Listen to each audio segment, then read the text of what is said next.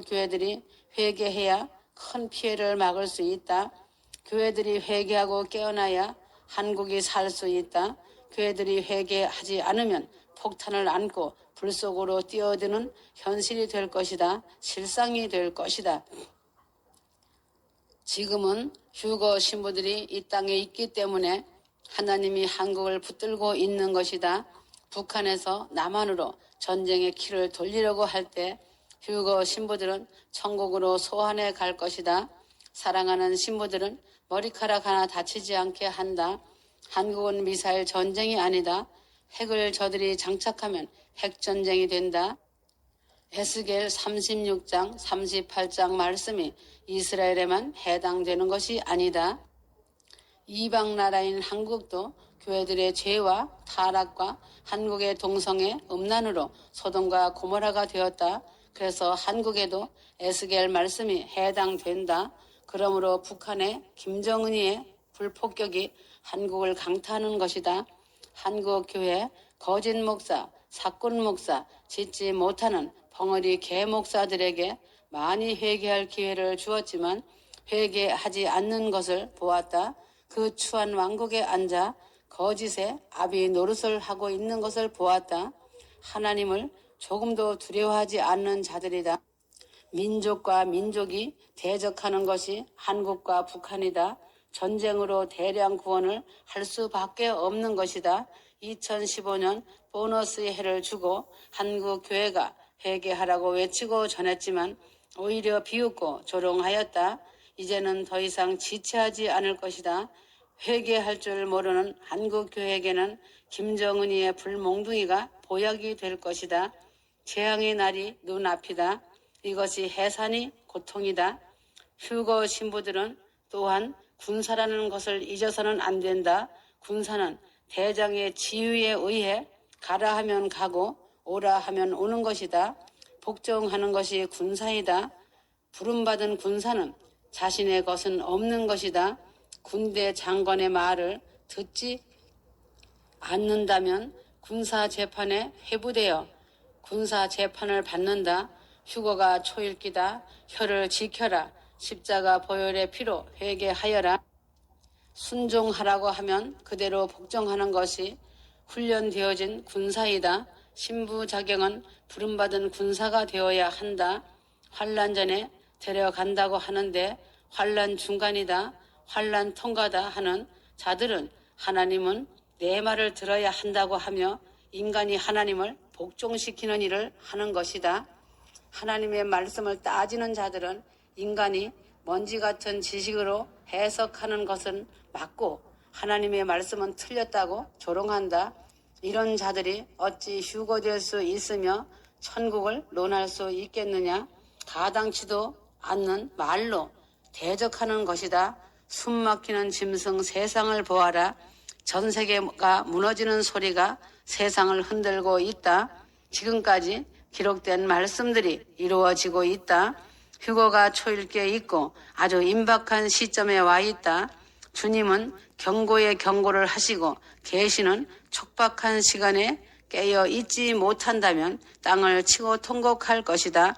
그래서 휴거자들은 연속적으로 시험하시고 연단하신다. 자신이 십자가 안으로 온전히 들어오지 못하면 연단을 받는 것이다. 자신의 완강한 고집과 자아와 교만을 다 버리고 내려놓아야 한다. 신명기 8장 2절 내 하나님 여호와께서 이 40년 동안에 내게 광야길을 걷게 하신 것을 기억하라. 이는 너를 낮추시며 너를 시험하사 내 마음이 어떠한지 그 명령을 지키는지 지키지 않는지 알려 하심이라 하셨다. 휴거될 자들은 낮아져야 한다. 쓴소리를 듣는 자가 겸손한 자이다. 자신이 빈그릇이 되어야 한다. 휴거는 머리와 입으로 가는 것이 아니다. 사도 바울처럼 나는 날마다 죽노라고 하였다. 휴거는 십자가에서 죽는 자만이 얻는 영광이다. 십자가에서 죽지 못하면 육체를 벗은 구원이다. 미리 껍질을 벗는 것과 같은 이치다.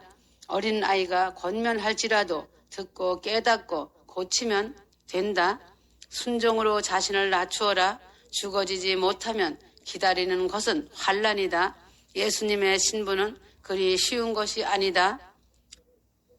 사사기 3장 4절 남겨두신 이방 민족들로 이스라엘을 시험하사 여호와께서 모세를 통하여 그들의 조상들에게 이르신 명령들을 순종하는지 알고자 하셨더라고 하셨다.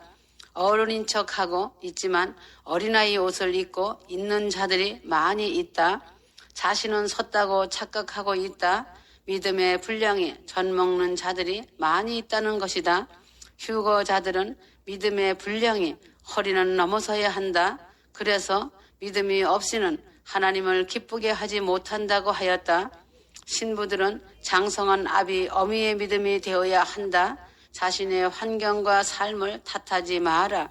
자녀들을 탓하지 마라. 자신의 모난 돌이 부서지지 않아서 연단을 받는 것이다. 신랑 되신 주님과 동반자로 동행하려면 주님의 성품을 닮아야 한다. 주님의 성품을 많이 닮은 자가 주님이 함께 하신다. 이런 자는 형통하다. 주님은 광야 훈련을 기뻐하신다. 약한 것과 능력과 곤고와 궁핍을 기뻐하신다. 성경 말씀 같이 약할 때 하나님의 능력이 강하기 때문이다. 하나님의 영광이 크신 것 같이 주님의 은혜는 겸손한 자에게 임하신다. 심령이 가난하고 애통하는 자에게 임하시는 것이다. 마음이 순수하다는 것은 마음이 청결하다는 것이다. 남을 긍휼히 여기는 것이 내 이웃을 내 몸같이 사랑하는 것이다. 이런 성품을 가진 자들이 빈 그릇이다. 고난이 유익이라고 하였다. 고난 가운데 연마되기 때문이다. 그래서 주님과 연합하여 한 몸이 된다. 신부는 신랑 예수님의 마음을 알아야 한다. 자신이 십자가 보혈 안에서 죽은 자인지 볼 줄 알아야 한다. 주님 가신 길은 고난의 길이며 죽음의 길이다. 죽으면 다시 새 생명으로 사는 것이다. 신부라면 산순교를 하는 것은 당연한 것이다. 이러한 것들이 되지 않으면 예루살렘성에 들어가지 못한다. 이런 자들은 실상은 주님과 멀리 있다는 것이다.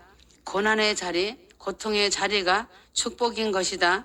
신랑 예수님과 멍에를 같이 지고 갈 때 예수님과 함께 빛난 영광을 얻는다. 이것이 열매이다.